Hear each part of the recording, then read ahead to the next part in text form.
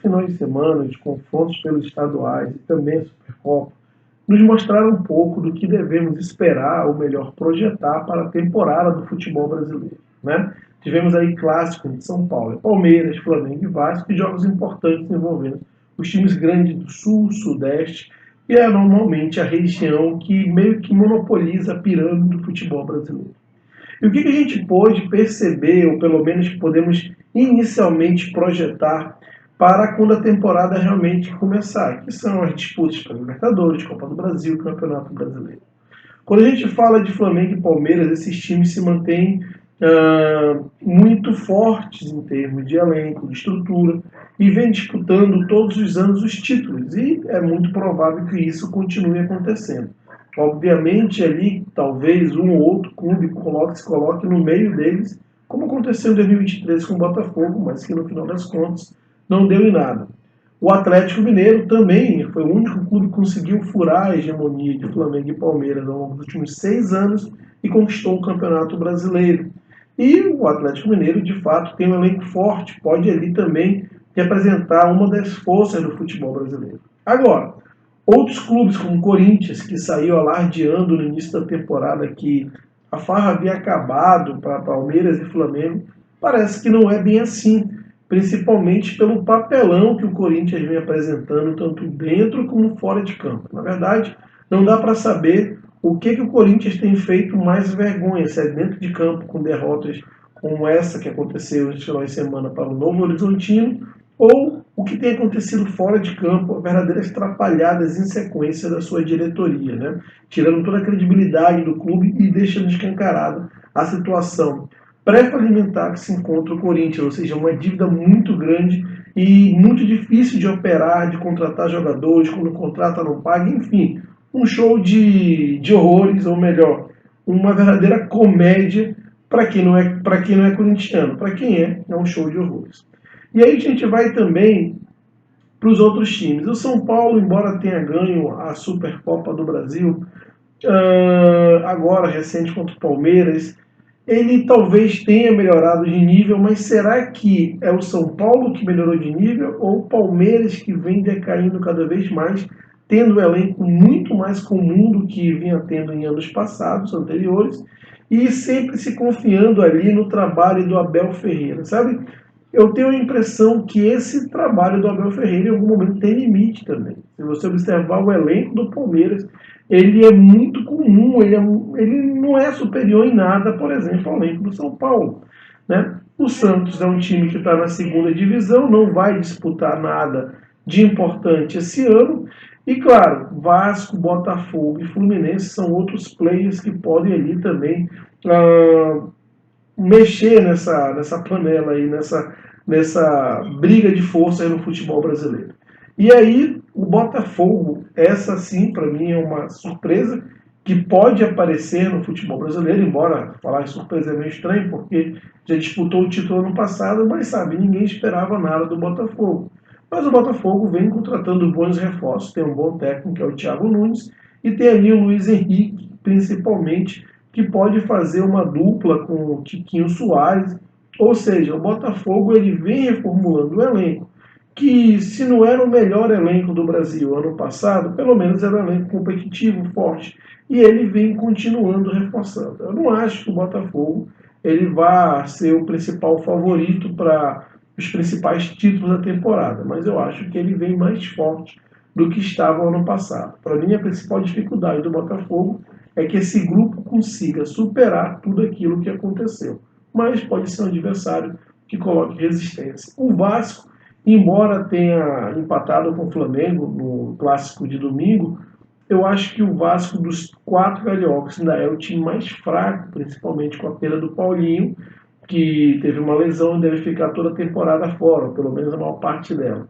E o Vasco, para mim, principalmente na parte criativa, é um time que é muito pobre e acredito que corre o risco de sofrer ainda nessa temporada, brigar para não cair, caso não faça um investimento mais pesado, principalmente da parte ofensiva do time.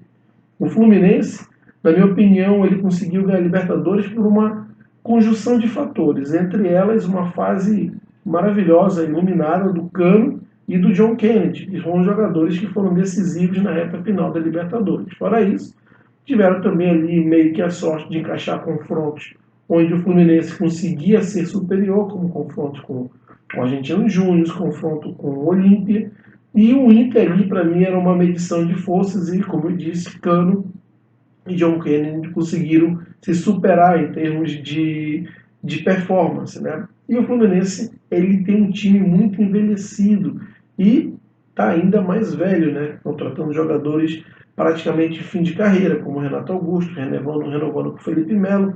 Eu não sei até onde essa fórmula do Fernando Diniz pode continuar dando certo no Fluminense. Agora, a gente não pode desprezar e considerar que é um campeão do continente, da Libertadores. Isso, por si só, já tem que ter o respeito pelo Fluminense. Mas eu acho, principalmente no campeonato de pontos corridos, onde a questão do elenco, da longevidade desse elenco, de manter performance durante um calendário muito pesado é necessário. Eu acho que, principalmente no Campeonato Brasileiro, o Fluminense não deve ter forças para seguir e competir pelo título. No entanto, acho que fica ali entre G6 e G4. É um time ali razoável em competições de mata-mata, jogos grandes, cascudo. Tem jogadores ali que possam, sabe, ter a personalidade para fazer a diferença num jogo como esse. E o Fluminense, para mim, junto com o Botafogo, estão muito parelhos em termos de força, né? Entendo que o Botafogo é um time que está investindo mais em jogadores jovens, também jogadores preparados, jogadores já experimentados, e o Fluminense em jogadores mais veteranos, tentando aí se prevalecer do tipo de jogo do Fernando Diniz, que privilegia o toque e aproveita a melhor virtude desses jogadores. O Flamengo, ele tem aí o time, o elenco, disparadamente o melhor elenco da América Latina, mas para mim a principal fortaleza do Flamengo não é seu elenco, porque o Flamengo já tem o melhor elenco da América Latina já faz tempo e mesmo assim ele não consegue ter uma hegemonia absoluta no continente, nem mesmo no Brasil e recentemente não no Carioca. Agora, para mim o principal diferencial do Flamengo é uma comissão técnica competente e uma comissão técnica que tenha gestão de grupo.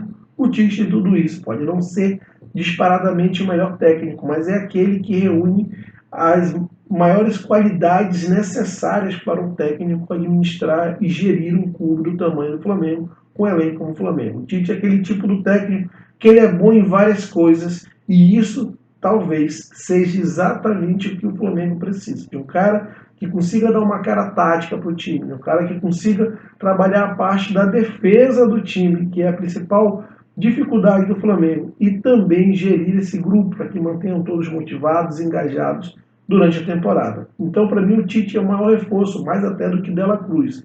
E claro, tem os times do Sul e Minas. O Atlético Mineiro, como eu disse, vem muito forte. O Cruzeiro, para mim, é uma incógnita. É o segundo ano da SAF do Ronaldo, do Cruzeiro, né?